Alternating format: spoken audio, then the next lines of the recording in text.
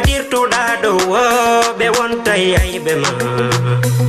sifa ɓen mi falaka ɓe wadday werduɓe sifa ɓen mi falaka goto ta wernuɓe ɓenande wadday ko woni tun sendata wano hondu sapporta ara fuinu tawnata. Voilà, et assalamu alaikum wonɓe darde Jama TV. Assalamu alaikum anduɓe ka plateau mon toujours télévision mon autrement kono ɓe wirata noon ka Jama TV. Télévision mon ɗaroma Jama fof no habbi émission laaɓa e poyi mon ɗaroma Jama fof no habbi tous les lundi 22h 23h hay sen tardi seeɗa en termina heure nden passé woni 22h 28 minutes hiɗen ɗo hay 23h siɗon faala 40 minutes ça dépend e mon ça dépend e no wonɗon e soutenirde no wonɗon e noddiɗe tem on noon e salminanedira e men e bappira e men e kotira e men e sodiraɓe men e kala mon ɗawroma no tagi ko kaani e mum te en man nattu kono ɓe wiyata noon yo Allah ɗon ittanmo e hoto jam moƴƴere nawno ɓe waali ɓe fof yo Allah dikkimɓe nanngaɓe sokaɓe fof yo Allah yaltimɓe kala mo tagi ko sattede hoore mum yo Allah ittu en toriki Allah annabijo muɗum makko Mamadou hara en salmini jamma fof salminen ɓe ka régime kadi e ko ɗum minata wona pullo soso maninka guerse toma landuma baga foppu no salmina no weltana no inna soye bienvenu ka Jama TV ka émission laaɓa e poyi hande noon mi eskiji no Jama moƴƴa e fi ka émission hotiren Fouta 14h 15h hari no wodi ga seeɗa komin yalti min yeehi donc andi piiji goo donc si yaltama haray bon hayasi mi après min holloye ɗum ɗon kadi pour juste émission hotiren Fouta haray hande kay ɗen ɗo enen e Amadou Badiane Longfort pour que ka émission laaɓa e poyi avant yen ar développente mon en salmina taw Amadou Badiane wiyema assalamu aleykum. Maaleykum salam DJ Bella Joli. Assalamu aleykum la communauté guinéenne du Sénégal on salminama on jarama kala ka wonirɗon kala ka tolorɗon kadi haray min salmini on comme no DJ Bella wodiri noon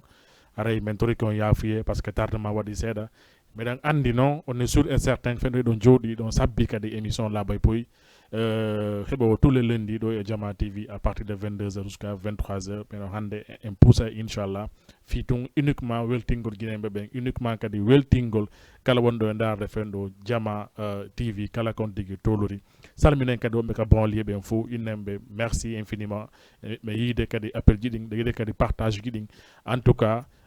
merci à toute la communauté guinéenne du Sénégal. Merci aussi à nos responsables. Merci aussi à nos charges. Merci à tout le monde. Merci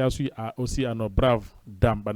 Vraiment, ibe dari, ibe datti, ibe wakili, bimbe kikide, ibe dogude, dogande horma, dogane kadi fi famille. Merci on jarama. Salam alaikum wa rahmatullah. Sadi ko toli ka Jama TV.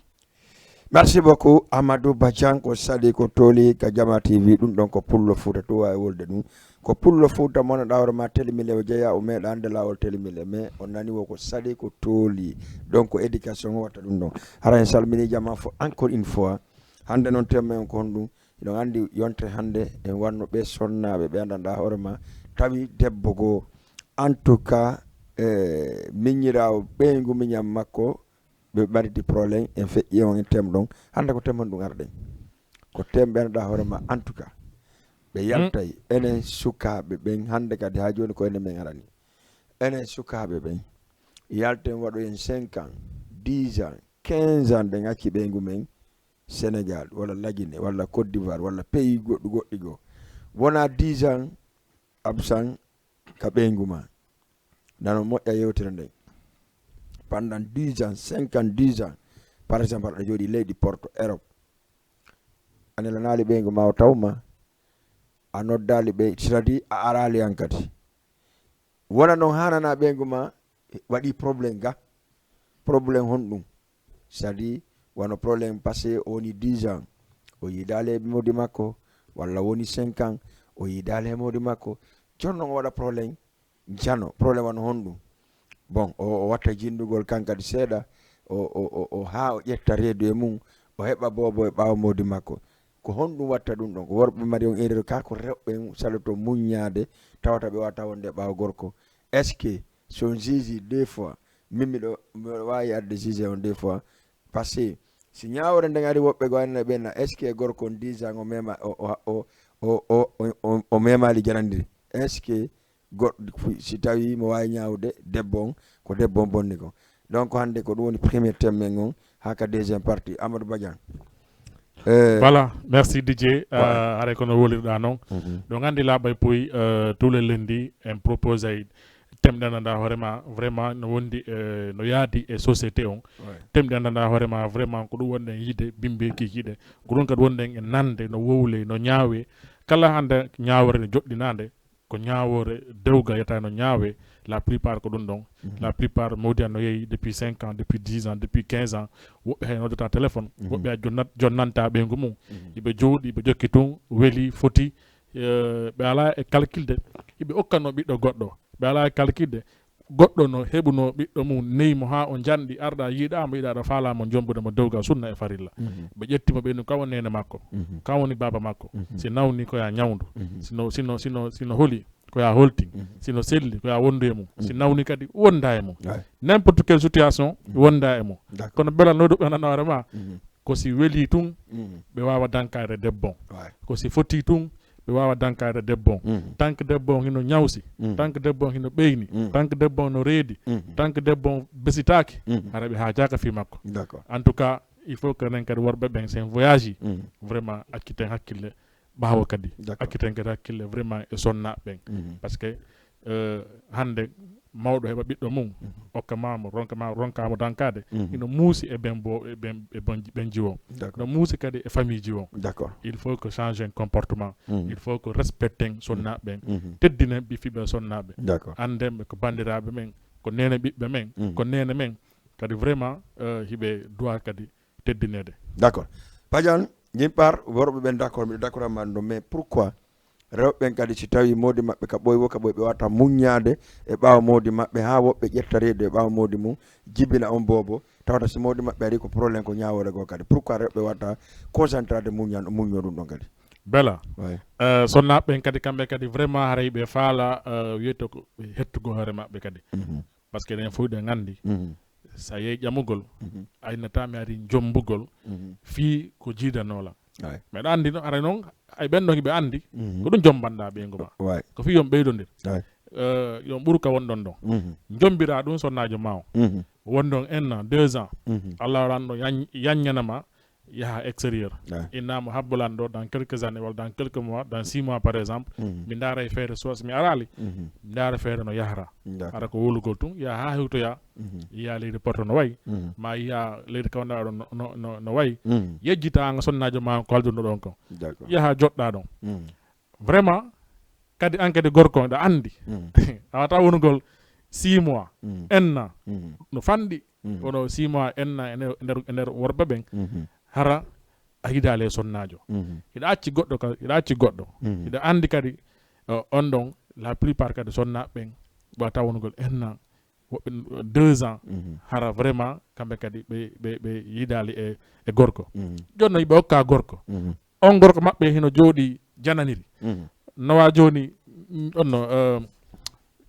juuri biniri e jon juuri ndin ina reni juuri ndin a wata mettude juuri ndin sonnajo no reni modi mum ɓe kakane hakkille mum o wata hewtugol modi makko o ala accès e modi makko nana hoorema o mema e modi makko mema e fijaɓe jalla ɗum no foti bela e ɓeygu ma woɓɓe noon ɓiyaɓe jooɗoyo toon noddugol ala jonnalngol ɓeygu mum ala à chaque fois so ɓeygu ma noddima lange embouteillage lange golle hara yiɗa jooɗodi e sonnaɓe goo mo faalaɗa o hiɗa change de ɗum wawa dolokaji maɗi d'accord an ɓayi tun ɓa hiɗa foti hiɗa dari peut être hiɗa mari dardia seeɗa ƴetta ɗum ɗon e exploitugol ndaara yeggita fi ɓeygu ma sonnaɓe si waɗi ɗon bone hara june par responsabilité min hakkille an gorko vraiment himo tawa e mum bela merci beaucoup Amadou Badiane gorko hara no tawa e mum debbo no tawa e mum laaɓa e poyi ko joni ɗum ka 78 116 82 38 78 116 82 38 par ce que hiɗon andi souvent siɗen wadde émission e gadda e thème surtout ma ka laaɓa e poyi yontirande noon hara ɗe mari invité ɓe joƴƴineɓe ɗo habɓuɓe ɗiɗo piiruɓe quoi donc ɓe moƴƴina kono ɓe ka laaɓa e poyi ɗo voilà aray son si a nani émission laaɓa e poyi numéro téléphone fo ngon affichama 78 116 82 38 78 116 82 38 haray nodde men min noon miɗo jonni erreur e rew miɗo jonni toore e sonnaɓe sappo 95%. par ce que no woodi sonnaɓe goo kadi ɓe anndanɗa hoore ma si a ndaari si tawi modi ma no yehi Europe so etike ha hewto e Europe déjà accita e mo o murtida e goɗɗo goo ko c'est pour cela joni si jeune o no décidi si Allah jaɓi ka ɓooy wonde Europe o naɓata ɓeygol mum ɗi donc ɗum ko wattangolena et puis woɓɓe kadi wona Europe jonna mbuuɗi luwanama appartement jonna mbuuɗi waɗa ko faala tawata ɗa wondi e bandiru ɗanɗa hoore ma ko $500 ji ɗi $500 ji ɗi ɗum ɗon fof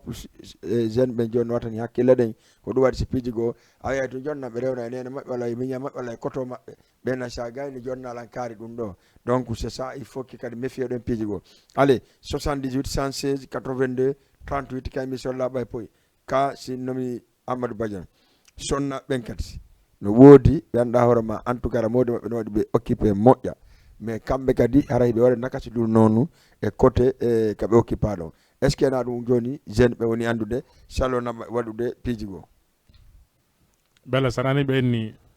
sonnaɓe no ka sonnaɓe rewɓe no ka rewɓe kanɗon haala c'est très important mais jama minimise e kanɗon haala andi wona wonugol tun jiwo timmintama jiwo debbo jiwo d'abord d'accord timmintama jiwo ya ha fewdoɗa noon ɓennama joni oɗo woni debbo debbo e debbo ça fait deux c'est à dire an hande sa jombi anni ɓeygu ma ko ɗomi faala ya wonu wonda e kaari haɗa ɗo yaha ɗo limitation normalement andi ko ɗum portoɓe wi limitation hakkunde ɓeygu ma fréquentation ji makko ɗi no dépendima an e modi makko hiɗa tampude ka yaasi hiɗa lettade fi makko heɓa 100 francs jonnanamo o ƴetta 100 francs o namana goɗɗo goo noddama mo wullinkinno c'est à dire sonnaɓe so tawi ɗiɗo ka haala ɗo mettay on reɓe yaafo mais non réalité on ça existe DJ Bella sonnaɓe jooɗiɓe extérieur jooɗiɓe ɗo e Afrique par exemple modi maɓɓe hino Europe hiɓe soñjo toon jonnanaɓe ɗin jonnanaɓe mbuuɗi par exemple jonnanaɓe matériel ji fiyeɓe gollu mayeɓe waɗu activité ji ƴetta ɗin ɗon activité ji nabana e goɗɗo mandanɗa hoorema ala benn ala sens ala importance fus e maɓɓe ko ɗum yimowo wi. Merci beaucoup premier auditeur wala autrice 78 116 82 38 allo assalamu aleykum wa aleykum salam wa rahmatullah on jarama toon ni ɗon e jang jam toon alhamdoulillahi ɗon nodda men honto ɗon inne honno min noddira on partout Sénégal ayo merci mamaya awɗon wakkili min fof ende ɗen fof ene ɓeyngangoy moye jon taw mi huroma kala boy bommata o haade ɗema yo haade ɓeyngam landi fimum ɓeygan moye jang ɓeygu ma on bo anda mi andade awa gasi haɗen ɗon enga ta ɗon modi ɓeygu makko mo halfima o modi feƴƴen awa boy ay an bela ɗaw an bela ay miɗano min mina haala feerɗo par ce que ɗa andi anga fankayno ɓen halfine dey ko siɗa gayna goɗɗum kono tumino ƴetta ɓeygu mo halfina goɗɗo way par ce que voilà mi halfine wala tan anani ko guiɗo fulo wi kon kanko nayi lekki yewre eta ka kanko ko tenirde o joguimo windude voilà baja ki guiɗamamaya waaw kono waɗa jang alhamdulillah nani awa kono yiɗa e temmo min addi hannde o enquête ko intervention ɗum fallitelantemo seeɗa par ce que mi naatumin tawi andi mi daara e piiji ɗi ɗiɗi wonde mi daara ko application kono min tawino ko oɗo wonno to mo wadde to kono wiyantelan commande des jeli sayo ni ka Facebook an ɗo waɗa laaɓa e poste mini wuuri falla fettide walla ko ndu waɗi mi tantu sas do mi noddi d' accord a wuuri anani application on ko jeli sayo on to tele jeli sayo ala dogude ɗo ari ko jeli sayo aɗa waɗe ambiance ok jolfal ina anndi temon kon ɗum ko ɓe sukkaɓe yahoɓe par exemple ɓe yalta ɓe yaha Europe ɓe wona 5 ans 10 ans hara ɓe acci ɓeygu maɓɓe Afrique woɓɓe maɓɓe fayda jonnanta ɓeygu mum ñande ɓeygu maɓɓe noddi ɓe wohino ɓe mari argument ko ɓe wowla ha non ɓeygu maɓɓe kan kadi profita ga waɗa ka duwaka wadde ha pijigo heɓo joni noon si ɓe arti wonta ñawore ko honɗum an kadi solution ko honɗum e ɗuma marɗa e ɗum ɗon ɗani min ɗo ko mi wi ɗon de ma part min mi condanta gorko an ko min condanta mawɓe debbo e debbo hande bela iɗa jogui jooma iɗa andi millan leyɗe porto ça fait 4 ans ni mi artaɗi min nalan faala jooma o jooma o wiyano faalala jombindiren ɗa andi jo yahata mi arata ɗon gonga ɓe akila faute ok donc si tawi noon a jombiji won si yawɗa simi jombiji o mi yeeyi ɗon haray no metti sifade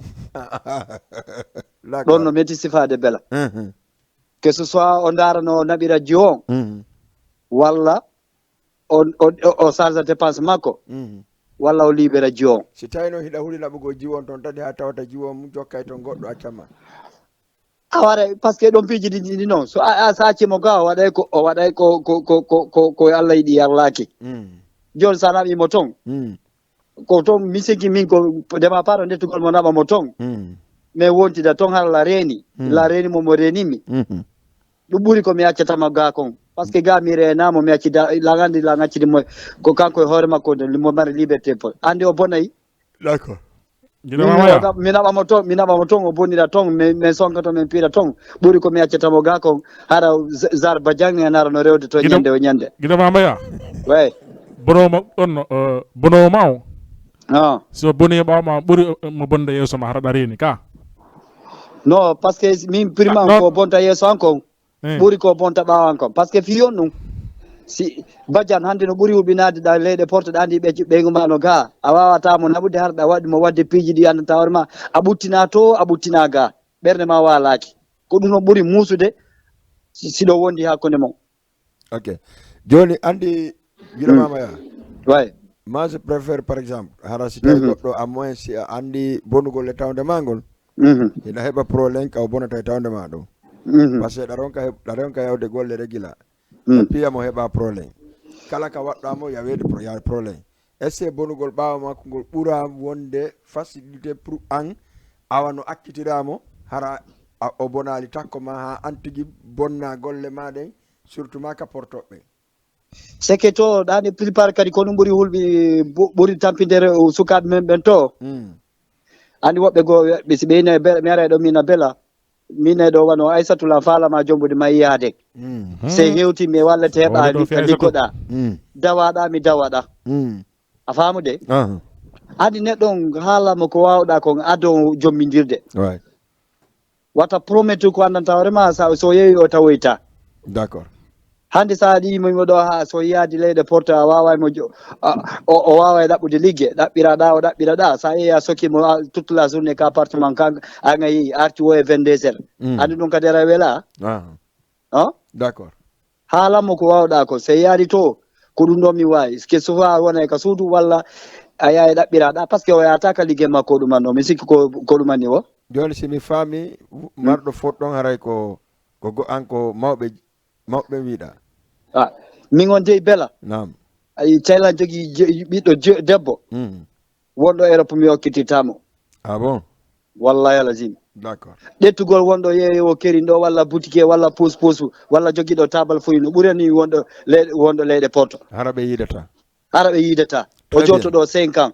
d'accord par ce que so won fiyon ɗum komi woni baba makko hay so ya yeeyi to komin jonnata ñaama komin holtinta komi watta piiji fof a famude quelle importance haraɗa o ka wonɗo leyɗe porto satta seeɗa par ce que juɓɓe men kadi miñiraɓe men ɓe ɓiɓɓe men ɓen kadi no dowa wartinde hakkille mum ene wonɓe ɗo ɓe wonɓe wartade ɗo ɗen ɓuuri marde importance wonɗo leyɗe porto d'accord par ce que ko wonɗo takko ma o ko gandi ko musatama wondo takko ma on ko no andi ko faaleji maɗi wondo takko ma on ko andi no wawato yurminirde tawi mo hiɗuma giggol no hakkude mon est ce que a famude min hande selan jogui ɓiɗɗo jo wonɗo leyɗe porto o ɓattata ko sakko wiyami okko guiɗo mamaya nam ɗo ko wona wolede ko si tawi an a heeɓi jiwo wonɗo mo gorko mo wonduɗa e mum ɗo on joom jiwo ma on or ko noon nokku gotum Badiane mi faami goy question ma ɗon ɓeygu makko modi makko voyage Badiane mi faami goy jombuɗo ɗo yehi leyɗe porto e wonɗo leyɗe porto fof ko gotum par ce que ko yehi o tawi toon konko jikkuɓen toon o yaha tawa kono anda kono andi fen dokkuɗa jiwo ma on anda oɗo yaha leyɗe porto ga Badiane mo andi par ce que kala yaaɗo leyɗe porto a yahata hande ɓa kayde hande non mi wi fenɗo oya ari no faala jiwo ma o a andano eno sukka o yaha leyɗe porto awkitirimo kanko e jiwoɓe ɓe wondi 1 à 2 ans jekki rek suka on heeɓi chance yawgol extérieur abbola on 2 ans en nan ɗon ari ɓe heɓidi walla ɓe heɓidali ɗum ɗon ko allani ça dépend ɗum ɗon hara ko ça dépend jiwon no an jiwon si min ko minata ɗo on komi innuma kon par ce que sa yeehi ko fanfande wa jotto 2 ans walla 3 ans se wiya heɓa e kaydi est ce que a faami ɗo dal jiwo sakona liggete kadi fa Badiane wonɗo ɗo yehi ton e wonɓe toon fof ko gotum ko 6 et 9 donc sa ko waylituɗa wara ko gotum voilà merci beaucoup guiɗo mamaya jarama bo ara weltanama aray yo fopp artir sacle ndi ara yo heeɗito Amadou Badiane DJ Bella Joli émission laaɓa e poste wato yeggutu noon kadi ara e programme ji molnaɗi no ɗo programme ji ɗiɗi le 3 décembre aray ko DJ Bella woni ko noddidi communauté Guinée on fop ton e ñaani inchallah e wato yeggutu kadi DJ Bouba no mari anniversaire mi sikki ko le 22 octobre ka le 22 novembre le 22 novembre walla octobre d'accord voilà 22 octobre mi feyatali goy taw ok d'accord e le 24 décembre ara ɗo kadi ko Amadou Badiane Amadou Badiane de koenen fof ko nouveau génération wiyata min de ko Amadou Badiane par ce que ko Amadou Badiane woni hollitude ko ɗum goy ko nouveau génération o dal taw coggu goron non joni gassi men fembayde après ko nouveau génération d'accord e le 31 décembre inchallah mi haɗu ɗon taw non haɗu ɗon ɗon kala ɓay poye wonɗe ok bonsoir merci beaucoup guiɗo mamaya merci voilà ko ɗo mi salminta Basim Bari kankadi mo darde karama ko Mamadou Winde Diabo ɓe darde merci aussi à Famata merci à général aussi wonɓe darde ka page Facebook ɓen fof salminama en salmini voilà monsieur Mamadou Bari Jolil Barkere on ko nene goto tan mo darde kankadi émission on o salminama moƴƴa depuis Laguine Conakry merci beaucoup grand haray mbiɗa weltanima moƴƴa par ce que vraiment voilà siɗa faala nata kadi ka Play Store télécharge application Jama TV on wawa dade ɗum ka radio ma pardon ka téléphone ma Laguine Conakry mi salmina kadi ɓe Barkere Joli ɓen fof mi acci alay goto mi salmina kadi ɓe kenkon ɓen c'est-à-dire ADKP on fof salmina mi acci alay goto voilà merci Amadou Badiane anani intervention guiɗo mamaya wo kanko ko ɗum ɗo konno ko mawɓe ɓen o feeli par ce que ko maɓɓe okkitirta yahuɗo kono yiiɗa ɗum non je suis pas d'accord d'accord ɗum ɗon nami d'accord e guiɗo mamaya haɗa fen ɗo mo jenti andi dewgal no fuɗɗi d' abord e jombete ɗon ko jombete ɗon wiyata ko kaari mi faala kono noon kadi no satti moƴƴa nana tun Abdourahmane walla Mamadou walla Chérif himo Espagne mamo Belgique tun ho cikkoɗa ina Belgique kami andi ɗon tigui mi yiya ɗum ka télé no jalbi laaɓiɗi no ni lam faala yawgol ton hara anda kono modima woniri toon ƴettu goɗɗo noddi allez merci beaucoup 78 116 82 38 salamu aleykum allo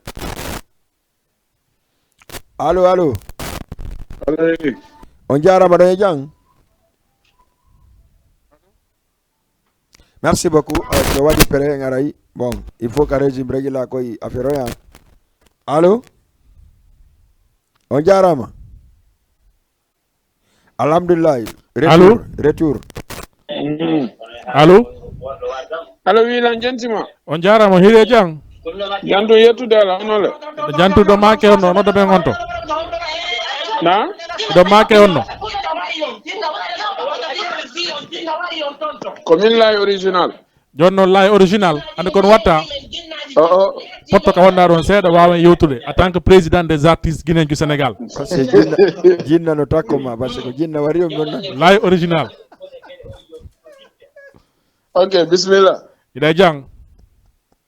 Kono fe. Lay original d'abord. Oui. Yontere lendi arodo. Are ka émission la bay poy labbina namen kombo e hombo artiste ben lammimma do e Sénégal. Inshallah. Yontere lendi arodo. Inshallah. D'accord. Ara men hedi ma intervention ma. Way donc débat mon donc gonga be ame grand John souligné donc wonde sens quoi te débat on kadi mo wonde sens parce que hande enen génération no doit wattande ila moƴƴa walla mawɓe rewɓe no doit wattande ila moƴƴa e hokkitirgol rewɓe surtout ma wonɓe Europe ɓen on tigi wonata contre maɓɓe quoi kono a taway no wondi difficulté seeɗa quoi sa ɓurandema noon kadi ta jombi noon a okkitiri noon ɓiɗɗo ma kadi emo wonduɗa ɗo Allah hokkimo chance fi yahugol ɗum ɗon aray koye juuɗe Allah woni on tigi innata on noon kadi no woniroy ton kono noon ɓay hari ko ga woni si jombuɗamo ko jombata kadi hari o andano o yahay walla ɓeygu mo woni jommude on anda o yahay walla an wonno okkitirde on anda o yahay Allah waɗi o jombi o heeɓi chance yahugol ɗon on faydi ko ɓuroyta toroyeede haray ko kangoy ko yo so yehi ko yo wakkilo o yeƴƴito ɓeygu makko min ko noon mi yiiri awa par ce que gooto ɓe essence mum no wawa wonde ko ɓeygu makko arde essence on d' accord yaɗa DJ Belakane faala balandade goɗɗum ok lay joni par exemple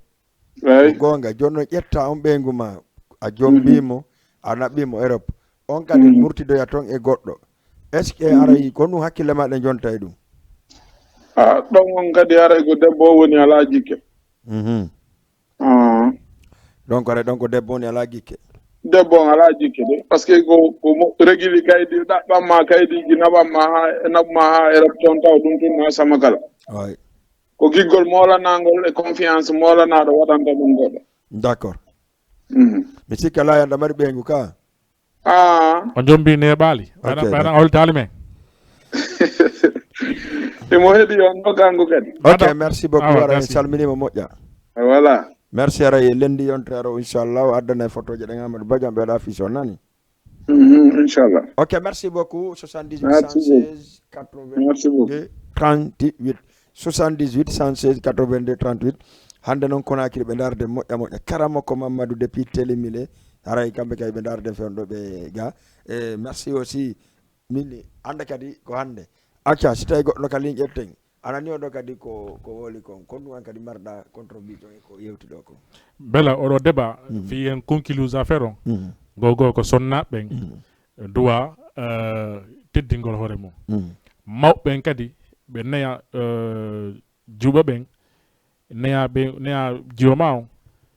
andinamo muñal d' abord andina ɓiɗɗo ma on kono woni muñal andinamo so tawi mawdima ala ɗo kono duwaɗa comportade mais malheureusement ko ɗum ɗon ala hande ko galleji malheureusement ko hande ko nene juɓɓen hoore mum yiyata eno puusa juɓɓen e bonki nene juɓɓen hoore wiyata no puusa juɓɓe par ce que gogo sa woni nene jiwo hiɗa woni nene jiwo par exemple sa woni Dakar ɗo hiɗa mari jiwo marɗo 18 ans marɗo 20 ans hiɗo wondi nokku gotum on jiwo ma o yiralima moodi on jiwo ma yiralima piwum kendewum et pourtant à chaque fois o yetta hiɗa jogui piiji kendeji hiɗa watto coñci seeruɗi hiɗa yaa événement ji kala ko landa a yaltinay hiɗa mari jawdi honto ɗin ɗon jawdi woni iwde andi forcément ko on ɗon jiwo so yiɗinno action ji ma si o kankadi o yeehi ka modi makko ko même chose watta ke répété joni noon so tawi noon moodi makko fewndina e ko faala kon forcément ko ɗaɓɓoya ka yaasi ayi ko ɗum watta kadi juɓɓen ɓe bambalanno parfois ɓe yalta ɓe waɗa boneji ɓe arta kadi yaha ɓe murta ɓe sala ɓe moodi maɓɓe ɓe jokka porto ma ɓe jokka woɓɓe goo Badiane yalta juuɗe feyi Badiane sonna ɓe pourquoi awa ɓe wawata muññagol ɓe anda ko dewgal ngal woni à 100% ko ɗum ɗo wawi heddagol ko ɗum min numa ɗum ɗo kaka base kaka daƴƴere tant que a neyali ɓiɓɓe ma ɓen andindaɓe muñal siɓe ñande ɓe watawa andugol muñal mais non no woɗɗo ara ko ɓe ngo ara ko ɓiɓɓe alajiɓe e boni ara ko ɓiɓɓe c'est-à-dire waliɓe e boni donc ɓen ɓe ne'irtale goɗɗo bonki woɓɓe kam ko ɗum non boyi kala ko yaɗɗo ɓiɗɗo wali walla alaji ɓe ne'irta ɓiɓɓe maɓɓe bonki. Ok, merci beaucoup Amadou Badiane. 78 116 82 38 78 116 82 38 haray nodde men participant émission donc en arta jusqu'adi e programme ji konno yewɗon noon ka laaɓa poyi eɗon andi toujours men laɓɓinayi ka laaɓa poyi lendi yonte hannde haray ko on va annoncer les invités haray ko lendi aroɗo ko Fuloman ɗon andi Fuloman mo mari anno tiraillement seeɗa non Fuloman e DJ Son Fuloman kanko e DJ Son et puis problème arta ɗo ka plateau ɗo kamɓe ɗo ɓe jotto laaɓa e poyi waɗen plateau devant la jeunesse. Merci beaucoup lundi prochain kale ka Jama TV ka émission laaɓa e poyi 22h 23h inchallah haray ko ɗo e ɗo kadi Amadou Badiane voilà ndeñande kanko ni ɗum on voilà donc haray si feƴƴi ɗon mi anditina on ɗum ko woni feƴƴude ko inchallah le 31 décembre et le 1er et le 24 et le 3 décembre et le 22 novembre octobre ka novembre d'accord 22 novembre le 22 novembre d'abord meɗa yiɗi on soutenir DJ Bouba anniversaire makko présenté par Jama 2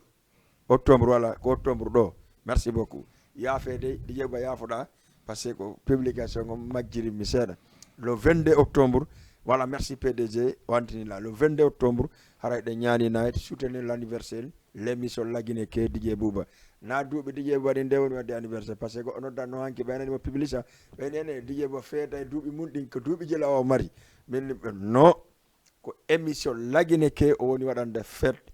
c'est pas l'âge ɗum ɗon kadi jama na duuɓi ɗin dey ko émission ji komin watta kon ko ɗum mi waɗanta anniversaire par ce que pourquoi mi waɗa ɗum anniversaire suba men dara chaque année est ce que no woodi jama on no jokkirno men ɗi duuɓi feƴƴiɗi noon ko noon woniri walla ɗoyti walla ɓeydi c'est ça que meɗen wadde donc le 22 octobre ɗo haray ko ñaani nayi onon e DJ Bouba entraînement ko 3000 ko 5000 francs et 3000 donc haray ɗe noddi foppu toon sellah waɗa no jaɓi le 3 décembre inchallah haray l'anniversaire DJ Bella Joli anniversaire on émission on no wiye ko Daaru Yiɗa donc on andi Daaru Yiɗa pendant 7 ans 8 ans nimo ka GDP TV sa naati avant télévision heɓade hari ko noon seno wiyete télévision ko ari wiya Jama TV donc ko toon émission o woni wiye fête makko noon ko le 3 décembre l'an 2022 ɗum kon ɗo ta ko ñaani entre 3000 et 5000 francs et 10 000 francs VIP précise haray autorité ɓen noon kala wonaɗo naɓade lettre yo andu hay si yahata koyo participe ka lettre donc c'est ça parce que enen fof ko probléme en on fof e Badiane ko guinéyemɓe ɓen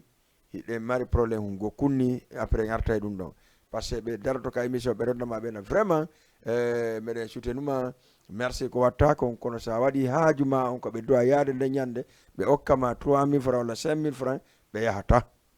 yahata ɓe jonnata donc waɗa kamɓe toujours ɓe hontini sifa ɗin piiji alors que ndaaru Sénégal en ɓe par exemple yafoɗa tami jinidirali débat émission o mais wano abaso ndaaru hande payko no fuɗɗori noon mais Sénégal en ɓe fof no nanguimo o waɗay théâtre o animay kala ko noddi jama o aray jooɗo hebbina toon haran waɗi respect mais pourquoi mais nous les animateurs guinéen enen yimɓe men ɓe waɗanta hen ɗum ɗon ɓe waɗanta hen ɓeyna noon kadi déjà hay sponsorigol émission du ɓe waɗata na noon fi yahugol waɗa goɗɗum ga waɗata ɓenen no ɗum ko puyndal alors que menen si meɗen ɗo on nanay piiji ɗi annduɗa hoore ma hari onon o annda hara ɓe annda mais si tawi tun hewti haaju ma on ɓeynama ka puyɗo te alors que o télévision ɗo ko darnimo ɗo kon wona fonctionne je darnimo télévision a faami donc waɗaynoɗo siwaka mi watta ko darnio télévision donc o puyɗi ha goɗɗum heɓike mais pourquoi jamawta soutenide jamaw e gata noga deuxiéme partie Amadou Badiane mais fewno ɗo taw ko ka rewɓe sonnaɓe sukaɓe yahoɓe voyage ɓen wona pendant 10 ans 15 ans 20 ans hara artali kam mum yiidali e ɓeygu mum ɓe ara ɓeta ɓeygu maɓɓe jibini bobo gorko initimo Didier Bella haray ko ɗum woni yewde fi mum 78 116 82 38 kono no babu yetere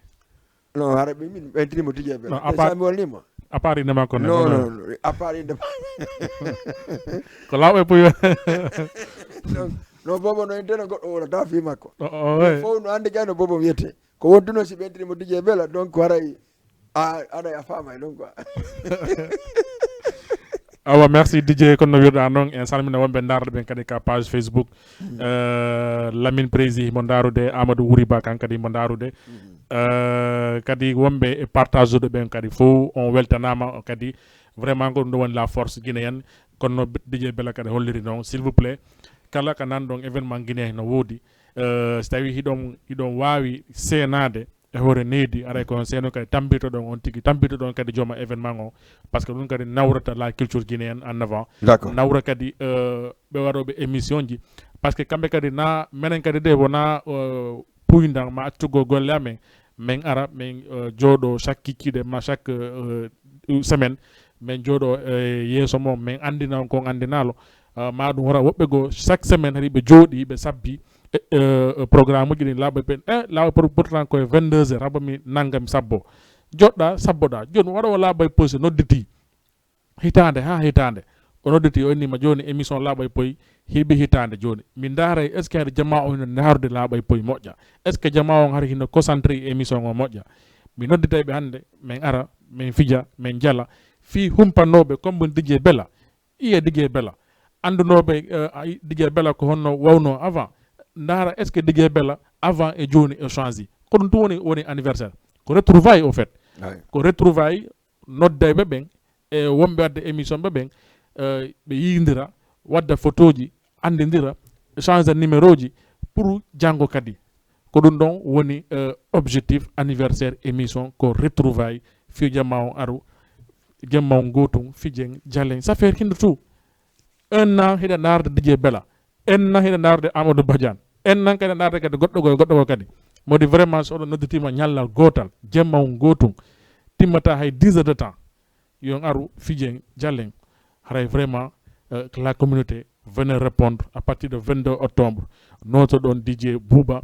le 3 décembre kadi notre don DJ Bella Joli le 24 décembre kadi notre don nouvelle génération non kadi ha le 31 décembre notre don kadi sous région kala kadi waɗɗo événement guinéen wonnaɗo hoorema vraiment ko événement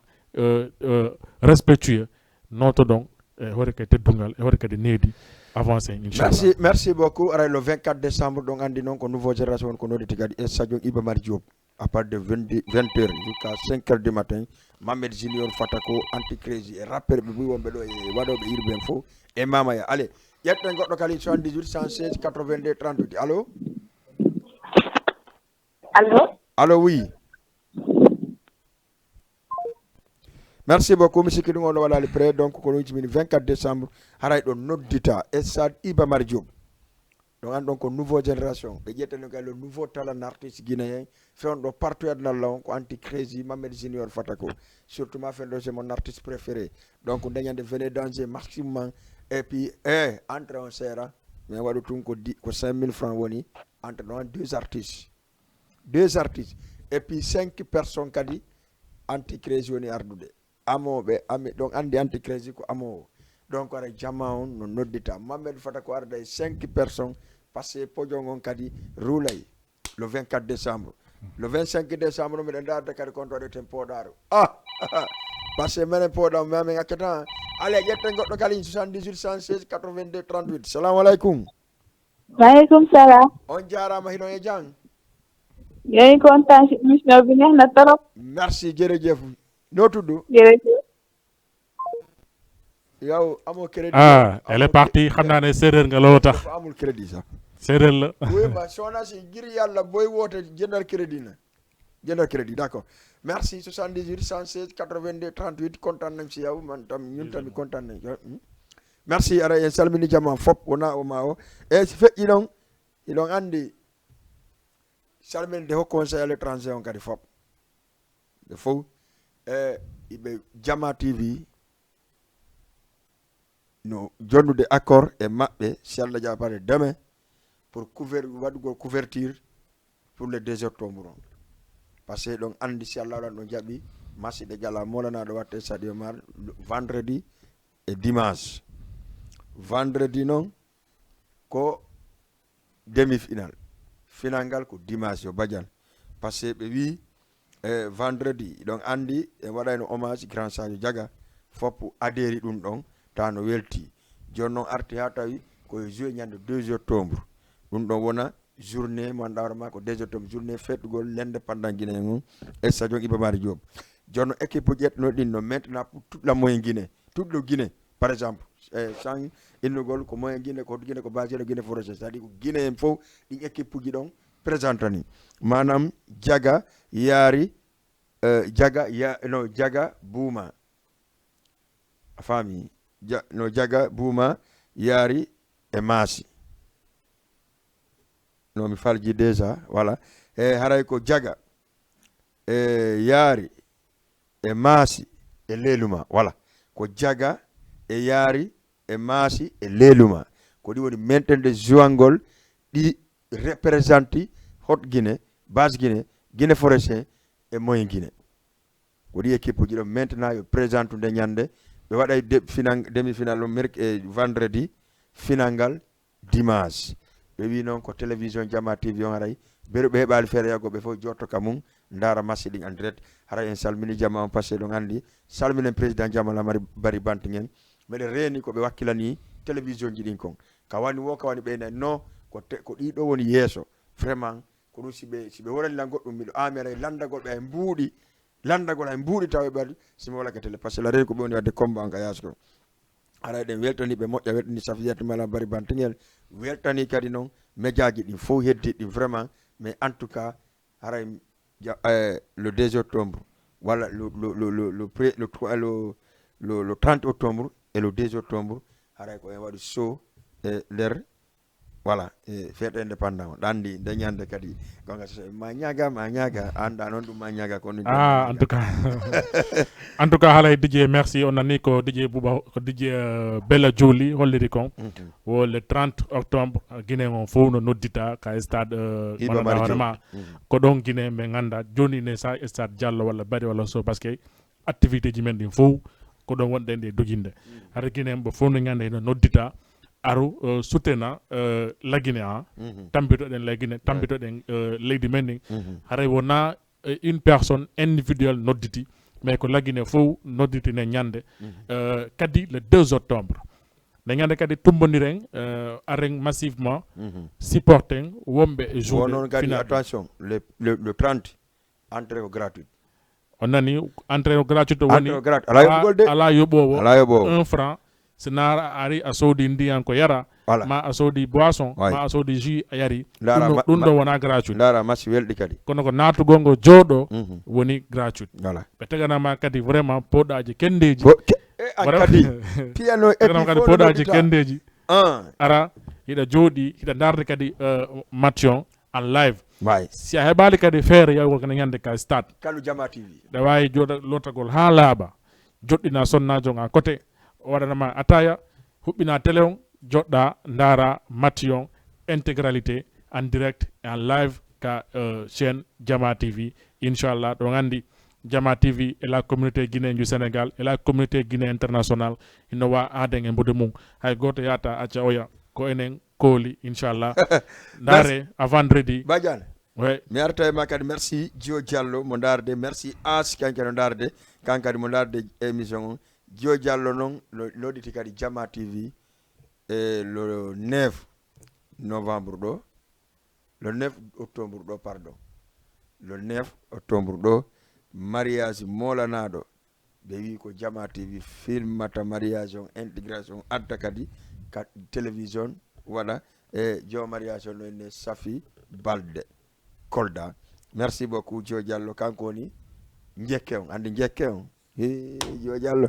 akar andi kanko non ko yato ma visibilité wada quoi donc il est c'est ko kanko ni patron do ka Sere Diallo kanko ni président on salminen kadi wano vice président on salminen secrétaire général on kadiado pita e be heddibe fo membre heddibe fop Aïssatou Koundara merci beaucoup ara salminama musique non joni DJ Bella en attaque kay deuxième partie on parce que bon ko nga beya gemina woni Gemini kono welay deuxième partie on non deuxième partie on ko yite woni arde amay ga yite wala ngi deuxième partie on deuxième partie on Badiang en yara ndi antaw aren dans 5 minutes parce que ma hen arten andi wonde ma plateau vida ana kono me wino ma musique watta kono men artie ma jata lawa poy kala bay po me wino ma goddu watta kon dabba men dum goddum dum ko accana men sa me yara ndi dans 2 ou 3 minutes men arta ka plateau men la bay po parce que don andi ko émission mo ndara ma jama fopu no habbima kono jama fo kay no hulimo donc mais si Allah no jabi lendi arawo jonno bela wole ne jama on deuxième partie on taw be jodo be sabbo ara be yahali be yabe lotoyo deuxième partie on idon andi ko te kon e ngale d'abord kon woni histoire bata yagal goddo no bate o ya setina kono en yewta fi dum don kono goddo watta ha bate kadi kono kadi non jombowo nayo jomba nayo ha ko don non jomba robe nayo fala da weltinde mo be a goto may nga deuxième partie kono gerataado ono jombe nay be kono gerto welti non nayo à la fois a weltina nayo ara pellere ko be welti kono gerte may karesim arte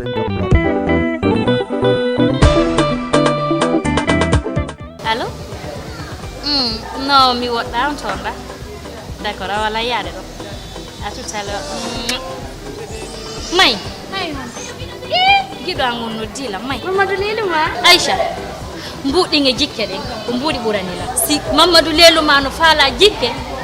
one ay bare renaki yaada to andugo a yahay mi ala yaade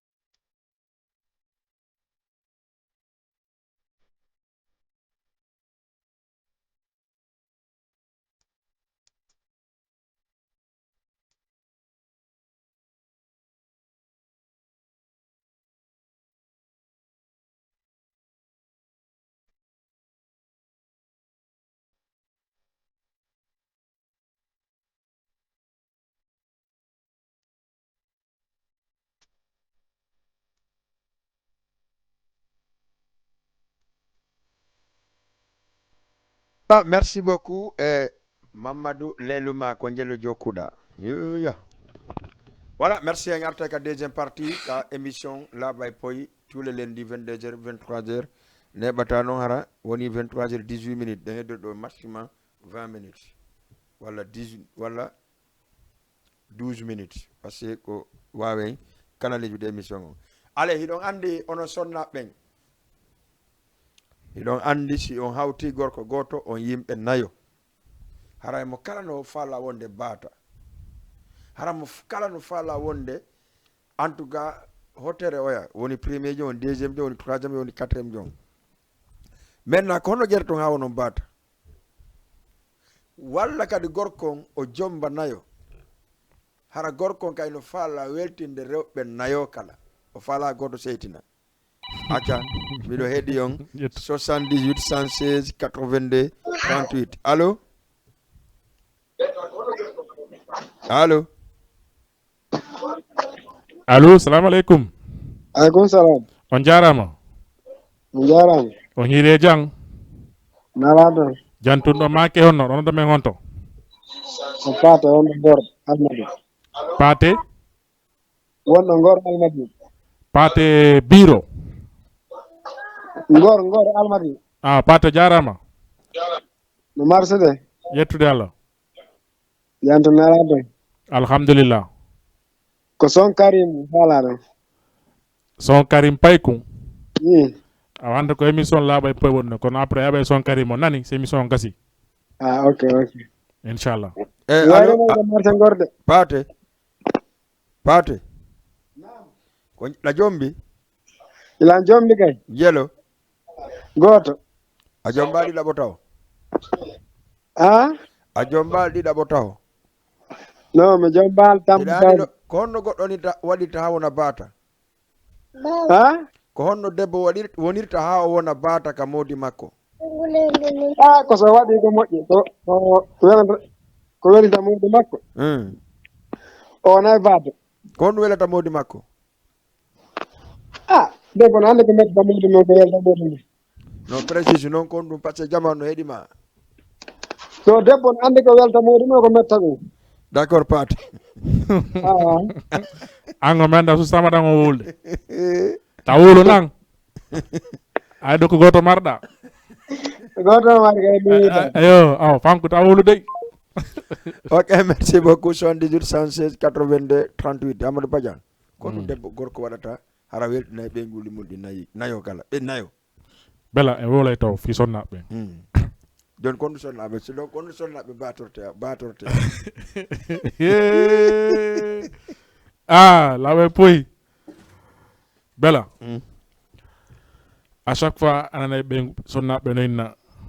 modian fewa. Modian no ali. Modian no jatato. Do en wolay direct. Way ko labay poy go ni. Modian jatato. Maɗum kamɓe tigi ɓe ara ɓe tawe ka modi maɓɓe ñawete fi keleyaje kamɓe ɓeygu maɓɓe hoore mum déjà si a woni suddiɗo an joom mbama woni ka suudu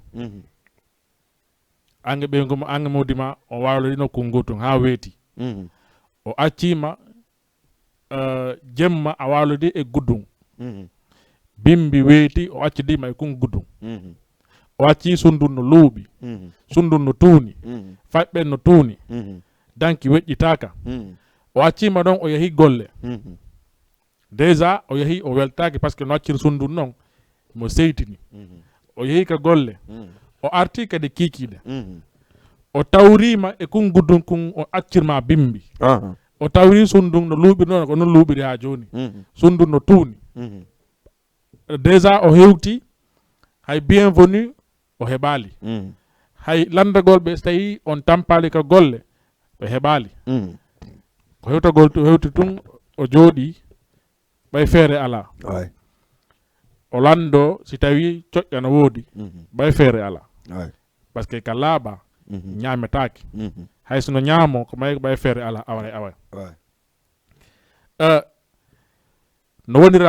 woniron noon forcément on ɗon so yi goɗɗo go jiwogo laaɓuɗo ka yaasi teddinomo ka yaasi waɗanamo faaleji makko ɗin tawra vraiment ɓerde makko hino waali ko ma o bona ka yaasi ko ma kadi on jomba deuxiéme femme o adda o ndaara est ce que changement waɗay awa an suddiɗo wawɗo noon si modi ma jogorima noon wota seytin d' accord par ce que gorko ina faala no yiiɗi kadi dankotoɗo mo muytamo yurminamo andinamo landomo faaleji makko ɗi waɗanamo kadi faaleji makko ɗi modi ma so dawi golle hewtiti kikiɗe tawi vraiment sundun no uuri sundun machallah no jalbi hiɗa watti ko foti hay say ko concum gotum maruɗa si woni awa woni ha ñalli seeɗa wuppu kun concum kum marɗa ɗon liila kun anda e 18 heures ma e 19 heures haray modi an hiɓe ka laawol hay ɓe hewtata ka suudu ma heɓe ka laawol ɓe jippade linta kun ɗo wattoɗa sabboɗa modi ma si o hewti a haynike mo jaɓɓoɗamo koto kaari on tan paali ɓannanamo ndiyan o yara o fowto seeɗa ena seene looto ɗon o looto hewtugol mo tawa ɓanni coƴƴare makko ndi ma hirande makko nde mo jooɗi imo nafaade ya takko makko ɗon hiɗon yewtude vraiment hara ɓerde makko no waali siga on ɗon gorko so yehi golle haray mo hawji e jippogol ko arta ka suudu par ce que mo andi so hewti ko haalaji welɗi nanita ɓeygu makko kono sundu no tuuɗi a yehi golle a gayna golle maɗe law kono haray a faalaka akol ka suudu law d' accord par ce que ɗa andi sa hewti no woniri ko ɗum yiyata worɓe gono jippo law traina yaasi jindaɗa yahaɗa yahen kinno ɗo ha tumbel jemma tawata joni ko ma hawta kamum waalo ɓay feere ala sonnaɓe ɓen yoɓe danko hoore maɓɓe yoɓe danko suudu maɓɓe ɗin yoɓe danko kadi fay ɓen pela d' accord merci beaucoup Amadou Badian voilà ko ɗum o yi ka sonnaɓe donc moi je viens juste que min si sonnajo waɗali wonali bata kam mum dan kondani gorko non donc laisse-moi parler non ɗum ɗon je suis pas d'accord du tout non d'accord si ɗum ɗon Aïcha wona d'accord si d'accord non min mi kondana debbo ko debbo won écoute miyatama a woli opinion ma o nantandi min nanima l' essentiel min komi andi kon debbo ko danketeɗum debbo ko multeteɗo debbo ko okkorteɗo debbo ko holtinteɗo 1 hande si a combi ɓeygu ma siɗa faala yo wonu baata non walla eko ɗum yetoma safaro hay goto jombata debbo lagarde ma faalanama kadi baata yagal a jombaymo o faala wonugol baata o golla ko wattamo baata ko Badiane c'est comme ça Badiane wi umi mi firtali kam mi woni wolde ko an e hoore ma harayɗa yiɗɗo ɓeygu ma wonu baata 1 kono yiɗanta ya ɓeygu ma wonu baata ɓeygu ma okkormo wi go'o d' accord parce que ɗetto dépense miɗo ardema Badiane non laisse-moi parler d' abord kontumi contante laisse-moi ɓeygu ma holtimmo mo wattade ɓeygu ma ñamminmo mo ñamude ha haara ɓeygu ma ɗaɓɓu ko labba honnamo mo wattade ko foti kadi nanumi yetoma non honnamo kanɗa hoore ma so tawi goreje makko ari o hersata janggo est ce que noon andi ɗum yewtama est ce que ɗa andi rewɓe goo hay sa jonniɓe usine conci on laisse-moi ɓe wata wattagol a conclisa ko mon si tawi je sais pas wi umami si tawi an tigi yiɗa faala yo ɓeygu ma wonu baata yo ɓeygu ma weltanoma yo ɓeygu ma jarne woni ka golle woni ka fijindaru woni ka samedi si a ñaliti woni ka dimanche il faut que kadi ɗaɓɓanaɗo ɗon hoore ma a faami mais ya jombu debbo ha gayna hara pelle an si haaju ma yani hara hay baldi debbo an si ko sa hewta tawi debbo no waali no ajji wiyama waɗini ɗum c'est pas bon si a tawi debbo ma on d' abord hara ko debbo ma on d' abord si hewtiɗa ande pellet si ko ɗiɗo jommuɗa bar kande ko tuuru makko ko on ɗum duwaɗa wadda gorkon ko ya yaw soɗoya si hamburguerde moƴƴere walla tew libar moƴƴo addora ji boisson mum yara fijon jalon hande ko tuuru makko a faami mais kono worɓe gono woodi si ɓe hewtiti si ala hey ko diri ɗon daari panoyi daari suuno saldiri daari ɗum ɗo ɗum ɗo ayo wala jonnon ari haalan kam no ari haalan miɗo ardema ko passé kono ɓe akkirno noon bimbi woni bo laali debbo on so tawri noon kikiɗe badian bela si on tigita si tawi a yalti tun konno wiruɗa noon debbo ma walodi e wudere an kadi a walodi e pantalo wiyeti bimbi ayni ko pantalo ko wudere walde pantalo mi yeehi no waɗi wo arta e tawtama kay no waɗi wo c'est ça la vérité il faut que debbo on gorko wakkilo à 100% o innami hara si ñawore ari gorko no mari à 99% ko gorko mari gonga bela ko 1% si debbo on heɓay bela way bela debbo faalaɗo batayagal hande mi jonna non secret non be sonnaɓe debbo faalaɗo batayagal ka suudu mum ka mum déjà fiya ɗaɓɓo batayagal ko mawana onan déjà ɗiɗo si a faalama batayagal si modi ma yalti batayagal noon a goto kadi dey batayagal noon a goto ala joom mbaɗiɗo non kadi goto d'accord wona goto par ce que si tawi tun on ɗon no régulamma no dakuranma ya tout d'accord sohlande kadi e deuxiéme fois d'accord là je suis d'accord min do ma en pas parce que min mariama no waɗi no wala là je suis d'accord là je suis d'accord son faalama batayagal teddine modi mon goo danko ɗon suudu ndu danko ɗon modi ma si fuɗɗi ko yalti fuɗɗi ko déjà ego golle ko an sonnajo mari priorité indu ko to kaari hande watte ɗum ɗo mais est-ce que non écoute mais an modi ma fokkiti golle badian kono yaari wo est-ce que gorko no holla ɗum debbo on c'est ça la vérité c'est-à-dire nane nge woli hunde wiɗa base hunde fof ka base écoute moi bela hunde fof ka base bela ɗum ɗon no wasa ñiiri ɓannama innama ñaame hay goto tindintama no ñamirta donc sonna ɓen badian non hunde ɗe jannaka toppe ɓayto et puis nayi non écoute miyatama badian woɓɓe neɗo yaafo ɗon terme on woɓɓe neɗo ka fulawa hara ka fuuta jalo nder ɓe meeɗa yaade saare sinayi sayi ɓe jomba ɓe modi maɓɓe weelat saare Dakar par exemple ɓe ƴettamo ɓeygu maɓɓe ɓe adda a faami wiyeta bimbi ɓe yeɗa 2000 francs walla 1500 ɓenna yaada e oɗo marché est ce que on o anda innugol watte ɗi conci ɗo yalto non si a jombi goɗɗo a addimo il faut wi min ko ɗum ɗo mi faala ko ɗum ɗo mi faala ko ni e ni mi faala e wonir yewtamo kanko tun an tun tumbere jemma harana si haaju ma no yani e makko tun dañan ɗon pooɗamo wiyamo diri bon haaju ma yana weeɗa bimbi yaha ɗaɓɓoya dépense 2000 3000 adda a faami donc walla non adda ɓiɗɗo ma e ɓeygu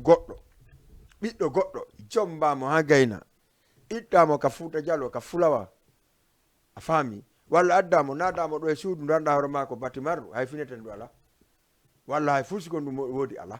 a faami wona e télé on kugo ndaara ko honno finirta wanda ko fewndi ko honno lotta suudu bela ko honno laaɓirta e suudu bela bela conciɗo wattoɗi badian bela la vérité debbo mo besitaki ɓeɓata batagal ka mum debbo mo lottako ɓeɓata batagal ka mum debbo mo gosotako awata batagal ka mum awata batagal ka mum debbo marɗo faraji asa wari ka jemma vraiment bela ko gonga wonde wolirande c'est à dire andi ɓe yeey ɓeɗo jon goɗɗo jombi tato nayo yiɗa goɗɗo to no fiyon ɗon dow heddiɓe fof ɓe seytina jotte joɗɗon ndaron ko sabu honno on no yiɗana hewton ka suudu makko ndaron ko honno mo yiɗana c'est ça non naskorogal ɓernde wo ɓernde kala ɓernde wono ɓernde no yiɗi ka ɓuttumo woni ɓernde fof no yiɗi dankede toppite wolane haalaji welɗi ɓannite muyte kono ko ɗum ɗon woni l' essentiel mais a suddiɗo vraiment a besitaki vraiment hayniɗo wo kono yurmano han ko ɗum hanki noon ko ɗon ka hirtama hande on ɗon jamais au plus grand jamais ɗeɓa bata yagal jamais au plus grand jamais kadi modima no ara ka suudu tawi no welti wata wonde c'est impossible c'est impossible hande hande bela si goɗɗo yima hande yaasi hiɗa dari watti conci labaɗi o hewti kama tawi kama laaɓa o hay kay fima badian mais haɗay ko ɓeygu an kono wawɗa andi kono wawɗa ko luugol suudu inna ɓeygu an wonu ɗo lan fala son ndun danke jonnama ko dankirte kon mais woɓɓe hay ɗum ɓe wawata badian woɓɓe hayso defi sako maaro ko fanɗay saɗa andi ɗum badian gonga no wele on se dit la vérité ka laaɓa e poye ɗo mi innuma Badiane hunde foppo hunde hande si ɓeygu ma hande o ari o janggo o tawi suudu ma no fono désordre kaka base andata o écoute ko kanko hare duwa fewnugo suudu ma kaka base andata so fewni suudu ma ndum o waɗi ko watta ko fof sa ari remercie mo anda ka base de éducation wayno a faami pinal no tawa o c'est-à-dire tagaɗo ɗo hunde o finay o finana hunde o anda si a tawi noon ɓeygu ma ari a tawi ka falla ko ngo waɗali loddumo wiyama badde malla simiɗo yaltude simi arti ko ni mi faala ya woni e an simi yalti ko ni mi faala sundu mi tawruɗo an e hoorema andinama ko ɗum ɗo ɗum ɗo falla mais wi umami enen worɓe go'o fulɓe fuuta goo enen ko welata en wi umi ko yaltugol il piri ha mir arta liɓo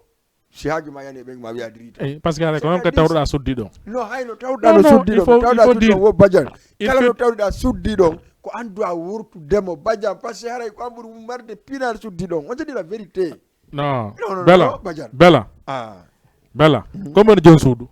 ko debbo gasi ko debbo woni joni suudu ko debbo woni joni suudu bella woni joni suudu ko debbo duwa dankade suudu danko ma kadi an écoutez mi yettoma ɗo waɗata hande mi yettoma ɗo histoire gotum Badiane yettoma ɗo histoire gotum sonnaɓe ay debbo goo nanay ko moni yewtandu kon selon ko bela woni wolande on ko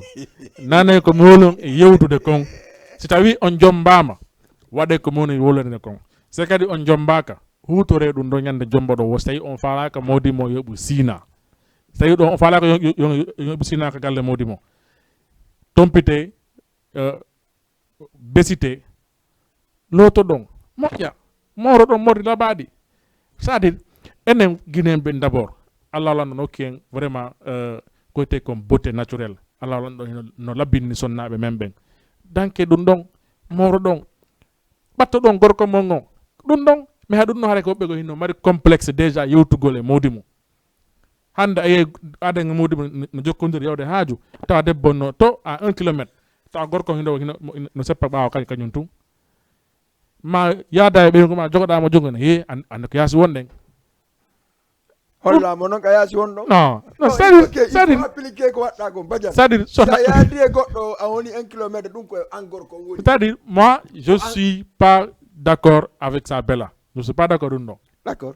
moi si lan d'accord a wona d'accord kam mi woli ko mais min ɗo min onon sukaɓe mbi Allah hoti annabijo si on addi ɓeyguli monɗi no ɗi waɗa woniri wo janneɓe c'est à dire leyɗe porto ko noon sendi en e ɓe portoɓe en ima ɗo yahe leyɗe porto haɗa jogui par exemple niveau manɗa hoorema anda sikkuɗe ɗo ka professeur hewtaka maɓɓe ɓe fuɗɗintinama jande nden e baa ha ɓe anda hiɗa andi goɗɗum kono noon a janggay langga maɓɓe on ha fama c'est ça la vérité si ɓeygu mon i wi kamen o ari ka honnuɗonmo no yewtemo ɗo tunata ɗo ko yo uuru ɗum ɗo ɗo ko ɗum ɗo ko interdit mais kono noon kadi so tawrimo no tawruma wo walla waɗirimo no waɗirma wo no waɗi no bon no yiri wo woɓɓe ko ɗum jokkata ɗaɓɓe ka laaɓi hoɗon ɗaɓɓon ka moƴƴi wonon peɗu ɓe Allah taginani ɓe par ce que fof ko fof kono fof fotata lantakore ɗum noon kono wonde man ɗadema haray ko sonnaɓɓen waɗa non ko jangete ɗum finugol ngol no gasa a finata na fof finidata oya fini ɗo c'est à dire mi essuadema histoire gotum ñande goo mi yidde aden e ɓeygu mum no haɓa saabu yahugol restaurant ga ɓeygu makko ni ekoto onon gila mi ari ɗo hay yo naɓa restaurant so wonno mi fata yara sa boisson mum mi yara hara ɗen joɗɗe yewde mi suttintama yago restaurant c'est pas obligatoire non mais attends non mais non nabugol ɓeygu ma restaurant c'est pas obligatoire à côté c'est pas obligatoire on ko honno non à côté c'est pas obligatoire écoute moi non à côté dis à côté c'est pas obligatoire mais à ma côté mimi ɗo yetti ko obligatoire non obligatoire ça compreni joni o ɗa ƴetta par exemple hara fijay a ƴetta jatigi ma naɓa restaurant non mais c'est pas obligatoire non écoute Badiane, je dis la vérité ko la bo wonde ko obligatoire ƴettu jatigi ma naɓa restaurant obligatoire acca ɗo ɓeyguma Badiane yawa naɓugo ɓeygu ma e restaurant ya ɗon restaurant nde hara na ko woni ka restaurant ko hollirton ka suudumo ɗum ala sens e sa fami ɗum ala sens l'essentiel ko honnu l'essentiel on ko honnu l'essentiel on fof ko honnu a yaade ɓeyguma restaurant o yaadale restaurant yo ɓeyguma dankima an modi makko yo ɓeyguma teddinima an ɓeygu makko yo ɓeyguma c'est pas la vérité qu'on tu entends de dire. Non, écoute. Johnny, laisse-moi terminer l'histoire. Histoire wadi onno. Obi koto ono. E jaka jiwo yino 2 fois gorkong e jaatigi mun no yaha restaurant. Obi koto ono hayo naba sonno mi fata restaurant nyame. Kondo ida yaha restaurant. Kondo restaurant aduma do. Ha? Mi nabi do restaurant. Konnon addi ha gorkong. Yalti ɗaɓɓo e goɗɗum ngo yaasi himo acci goɗɗum ka suudu on waɗa ɗum ɗo mera e ma joni non labbina jama on ɗon so feƴƴe no mera e ma abbola mera e ma min mi waɗante mi praticante dire bela tani mi janga théorie mi a acci lingi ka suudu ma a yeyi ɗaɓɓo lingi go yaasi on waɗi ɗum ɗon d'accord joni miɗo arde ma wimi miɗo arde ma a faami o inni wo non wo yata restaurant wo so sutini wo restaurant o yi'ay toon ɓe faala natini ɓay ñawro nden ari o inni d'accord debbo inni koto o inni na o inni ko honɗum mi salani on ka suudu par ce que ñawore arno o wi wo gorko on tigi iriti fussa salanakilan ka suudu o wi koto inni na o wi mi wuppanta on o inni wo mi defata ñamon o inni wo marɗo on ala on arta taw no ñamete mini wo ha hande ila gorko jarano makkita on non debbo on smart miɗo ardema makkita on ɗon miɗo ardema joni simi ala mi arta mi tawa defama joni miɗo ardema si miɗo ardema a habbotolan tun an ta hawju ko laaɓa e poye wonde o wi koto min oynina wo est ce que ha hande o yiidiɗan gorko janano oyayni oya landimo e joni par exemple hara mi liɓa ko honto itta ka defete ko a faami o inni koto min miɗo yeeyude tawi debbo on ko coñci jaka yeeyata o adda e coñci ɗin ha gayno o ñawlina par mois ɓe ara ɓe yoɓa moɗi makko nandi mo yeeyde moɗi makko nandi wadde ɗum ɗon wasi ko animo ɗum ha gasi o inni koto si ɗon faala mi tega e kamil min gila ƴettuɗon lam mi harmini fijindaro o wi kono ono gila ƴettuɗon lam ɗon continue fijindaro ko honɗo yiɗɗan fijindaro o wi mi yiidi on e kaari nokkel kaari ka restaurant ñande mi yino yo naɓa restaurant ko nde ñande mi yi on ka restaurant onon e kaari o wi si mi fena e noddon kaari gorko on uggini depuis ko fuɗɗi wadde émission ɗo foppu ino ɓanto noon yewta ɓay ɗa moƴƴi tawi gorko su taɓantade yewta wowla par ce que debbo on daari janggi par ce que debbo no ɓurimo gandal kanko gorko on te debbo on ko jannguɗo ha gayni waɗi ko watte ko fof arti jooɗike dewgal mum joni par ce que nananima o e mum ɓen o suwani A à Z o tawi 2 fois ji ɗin fop mo yargata sa te modi makko tellement koni bet o reconise kadi e sa fami modi makko reconise ha ɓe yeƴƴitiɓe tawlan jooɗi ɓeni ɓe journaliste ɓe ñaawi tawde maɓɓe no woodi piji waɗi anɗa hoore ma badiane enen worɓe ɓen ɓe mari foduji 10 rewɓe no mari foduji 20 miɗo takkoridama ɗum ɗon a takkoranma ɗum ɗon mais dans le condition normal a duwaka piiji goo wadde tawata na an gorko acci a ƴette goɗɗo ka ligne allo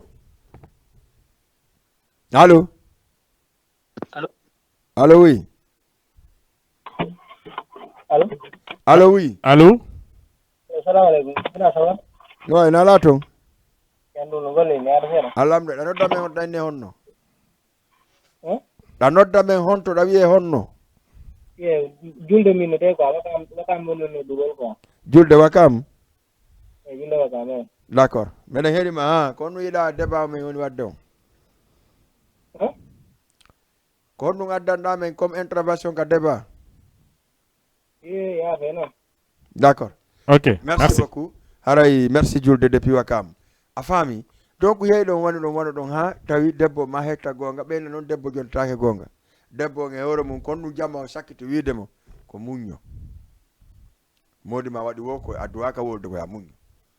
par ce que ma ɓe jontitama noon kono noon Badiane an hiɗa duwa ɓeygu ma ara ƴettamo tumba ka otowal ma tumba to ɓiɗɗo ma on yahon ka restaurant sodanamo kerem a famali goy sodanamo kerem innalima sodanamo ndiyam ɓuɓuɗa mi wiyalima ka suudu waalo ɗo fijon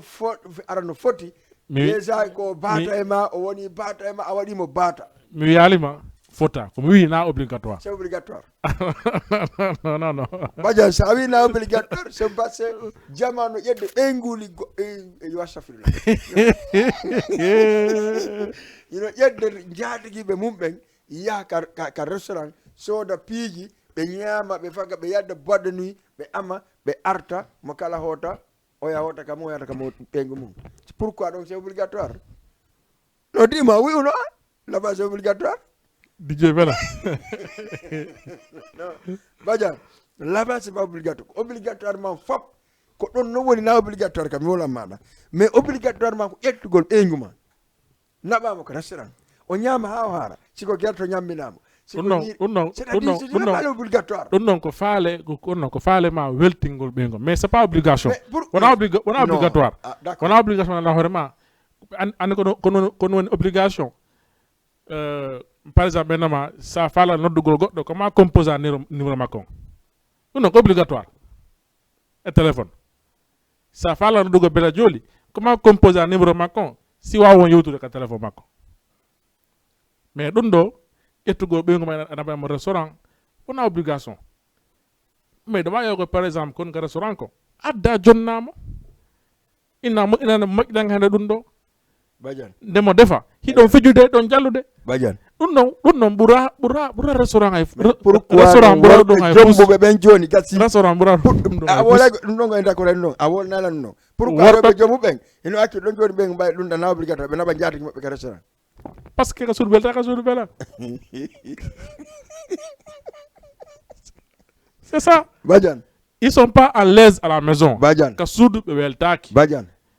ko ɗum wiyata won woɓɓe walto ha tumbere jemma seytina yalta acca ɓeygu mum ga suudu ton ya jokka yara ni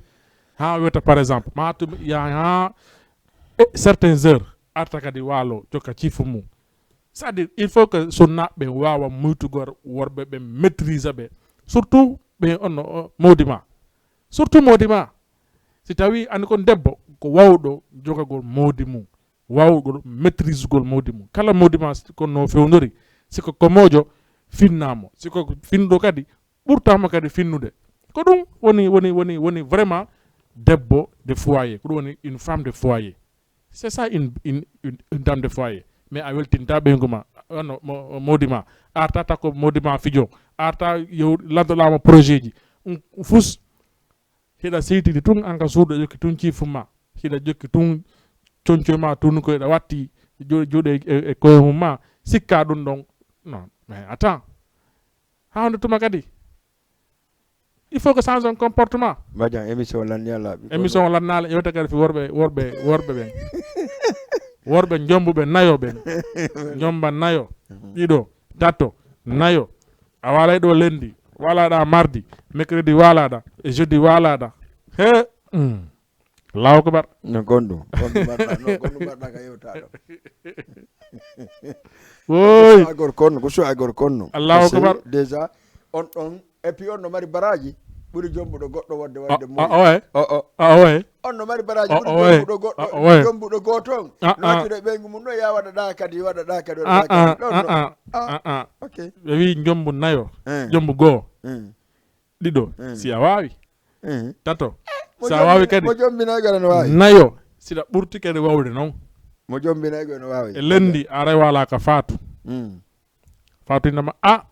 hande modi kaari vraiment Allah andi la sohli modiya weltinamo wannama ko faala kon fof janggo kadi yaha ka Mariama kadi wollama kadi la même chose jonnon ko a goto keyci goto joguiɗa on noon kadi ko ma kadi on noon kadi weltina on noon kadi weyta ɗon kadi yaha kadi ka kumba ene ɓay tun o rewiɗa hanki hecci hanki o rewiɗa anda kadi ma rewon ɗo kadi a goto donc encore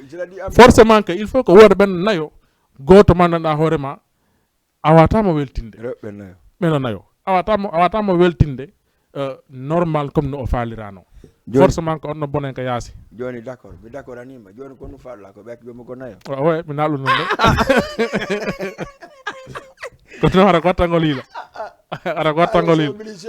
ɗum ɗon vraiment l'islam no dagini no dagini ko non l'islam no dagini e hoore harɗa waawi ko ɗum no sa wawata yigol tun oɗa on labba mi jombay kaɗe mo labba jam kadi yagade goɗɗo wono labba ina kam jombay onon kadi mo labba ha timmina ɗum nayo ka suudu ma hara a wawata jogoɓe noon nayo fof haɗa ka debbo kayde en certain moment kadi mo faala mbaldi hakkude mo mudi makko dey Badian émission laaɓi lanni ha gasi lundi prochain DJ Song Floman Ousmane Diallo acca ko numanɗa ko waynora ɗon waynoren hannde kadi aray accide ni laaɓa e poyon ha prochain numéro kadi aray ko weltanagol naruɓe laaɓa e poyon fof haare kadi ko andintigol on tun ko émission ni en jonidira woni ideji yañen kadi fiyen ɓurtu kadi susidirde fijen jalen halen kadi ko nanirɗon ɗo kon fof en daara tun solution ji yewten par ce que forcément ko bela woli kon hara no woodi wonɓe e wurude e mum min kadi komo woli ko hara no woodi kadi rewɓe wonɓe wurude e mum ɓe daara solution no ɓe changere comportement fi no ɓe heɓita koɓe faala kon d'accord faalaɗo hunde o ɗaɓɓay si heɓa ko ɗum ɗo woni neɗɗo dimo kala ko faalaɗa ko ya ɗaɓɓu no ɗaɓɓirte noon kadi fi ya heɓu wona ya ɗaɓɓinkinno naya kadi ya waɗa kadi semblant haray ko jonnugol on inchallah lundi prochain lundi noon ono laaɓo e payon changé ma déco par ce que en heɓay invité ɓe ɗiɗo en heɓay Ousmane Diallo di Floman heɓen kadi DJ Son yette bari jong ware joɗɗen ɗo yewten no woodi ko ganduɗa hoorema ko wiyete kon nuance hakkude maɓɓe ko tuuni hakkude maɓɓe yewten laɓɓinen ɗum ɗon si feƴƴen kadi ɗon kadi e numéro ko kadi wattannago jama o fof en tout cas tambite Jama TV je vous dis inchallah lundi prochain même heure même chaîne même fréquence kadi merci à vous tous merci beaucoup Jama TV yara en salmini jama foppon ɓe darde ka page Facebook ɓe fof salminama en salmini kadi nenira e men e babira men jonno ɓe darde ɓen en hakkidana hakke kala ka yiɗon ga ko welali on haray koyo muño haray na menen waɗi koye mon par ce que hiɗon andi ko noon saabu mon joƴƴini men ɗo salminen ɓe ka butki ɓe fop surtout ma Medina Robos ña cokke laamemo e Sandaga wonɓe darde émission laaɓa e poyon haray mi andini on hotiri en Fouta ko 14h15 pade lundi prochain aro si Allah wala no jaaɓi jeudi aro ɗo haray ko enen e membre on ka ho conseil kamɓe inviteɗen ɗo haray jeudi si Allah jaaɓi en arta e mum à partir de 22h 23h donc haray kono mi wordani on noon inchallah vendredi ko masjide galama darma gratuité wattenge Sadio Mar e dimanche final ngal inchallah jaaɓi donc haray ko Guinée fof woni ko hawtude fête indépendant Guinée on le 2 octobre donc organisé par monsieur Malal Bari Bantingel le président wuri au conseil Issaga Tog monsieur Wuri Thialéré voilà et kanko monsieur Sidi Ndeylo merci Didiou on salminama merci aussi Aïssatou Bari depuis Grand Dakar maren jonka anniversaire DJ Bella Joli wondude e Basine depuis Medina e wonde e Batuli depuis Wakam hikka maren ɓen ko ɓeytato ɗo ka paren ɓe Paykoum Sare kanko kadi mo tawa e paren Balde depuis Medina no tawa ka paren ɓe e monsieur Saliou Conté kadi no tawa ka paren ɓe ɓen donc haray ka Isiaga to kay no tawa e paren ɓe ɓen donc haray invité spécial kadi ɗon anno ɗuuɗi ha maayi donc haray nde ñande le 3 décembre ko yaw souteno émission ndaru yiɗa on ɗo e Jama TV ɗon andi noon kala kadi ko Jama TV watta si Allah jaaɓi lando min ɓera ɓe holla on ɗo anda ko honno feƴƴiri hara min salmini min weltanike on kala marɗo programme yo Allah holan ɗo moƴƴinamoro jam moƴƴere le 24 décembre o yeggitali inchallah ko enen e nouveau génération ɗon andi ko e Sadio Mar Diop on jadi baye merci ka régime merci guiɗo Jama wuri merci aussi Mariama ɓeygu an kadi en salmini ɗum salminen Binetti Mali e salminen kadi wano